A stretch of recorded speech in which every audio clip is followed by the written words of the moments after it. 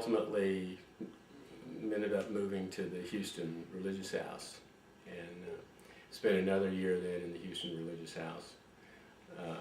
And then when we went to Chicago at the end of that first year, we're assigned to Saskatoon, Saskatchewan in Canada.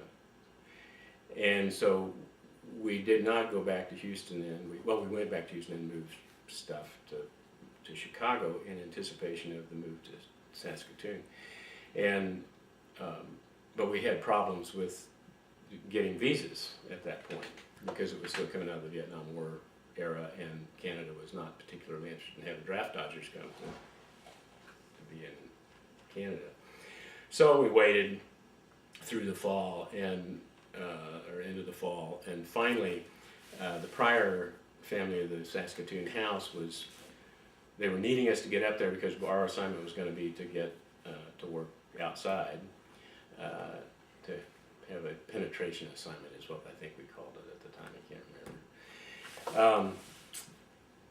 So we ended up going up there early, and then the Office of Immigration in Saskatoon called up and suggested that we were up there illegally, and told the consulate, the Canadian consulate in Chicago, and they then called the Institute and decided to slap their hands, and we got a call from Joe Slicker that said, you all need to get out of the country within 24 hours or else they are going to come down and arrest you. So we decided it would be good to leave, and of course my wife and I were anticipating that when we would cross the border back into the United States that we would be stopped and summarily arrested and sent to some prison camp in northern Canada, but we went through customs and everything, and it was no problem at all. So we were then basically in Chicago without an assignment, and so it was decided that what we should do was to go to Academy in the January, February, March time period. So we went to Academy, and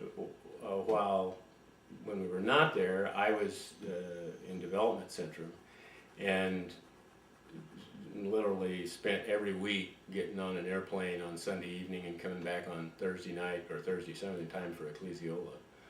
And I remember I would at least have $2 in my shoe, because we got $30 to do the week on. We were given $30 for the expenses, and otherwise we had to live with people in the city we were going to, and get cars, get transportation. And so I always kept $2 in my shoe to make sure I had bus fare back from O'Hare to the Kemper building. So we did the Academy, which was a profound experience. I mean, it was in many ways. The people who attended it, I mean, there was one guy during the Academy that clearly had mental problems, and we found him one morning in his room with a magic marker writing all over the walls, and had gone completely berserk in this thing. And so it was clear that we were pushing the edge of self-consciousness. And then in the spring, after about May or so, Joe Matthews caught me in the hallway and said, we had been assigned then, we were on the books to go to, after Academy, to go to Perth, Australia, and to the house there. And everybody said, oh, what a cushy assignment, great place, beaches, it's way out in Western Australia, and there's not a whole lot you can get to except right there at Perth, and you can just recruit RS1s in Perth. And so, well, I didn't know. I mean, I was wherever it was, I was on board for the duration of this thing. So we waited, and every week, I remember we'd go to Marge Tomlinson's office on the first floor and see if we were going to get a ticket for that week, because we had visas, we had everything set to go. And they would run out of money because they were running lens courses all over the world at that time. And so they always got priority for getting the tickets to get those lens courses going. And our assignment, which was out of sync, this would have been in like April, May of that year. We'd never get the tickets. And so we waited, and we just wait week to week, go down and check with Marge, no money for tickets to Perth this week. So we were then close enough by June, it was going to be summer meeting time, and there wasn't any reason to be leaving the United States at that point. And so we just hung out in Chicago, and I continued to do development.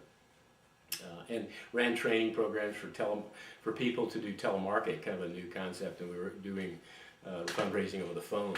And so I would do kind of training courses about how to do sales over the phone. And I remember talking to one guy out in North Dakota, and I got him to commit to writing a check for $1,500 over the phone, which in 1970, whatever it was, 74 by then, was a lot of money. So we were there through the summer program then, and then just before, I guess it was in the middle of the summer program, Joe Matthews asked me to come into his cube, and he said, listen, how about if you, instead of going to Perth, I don't think they need you in Perth.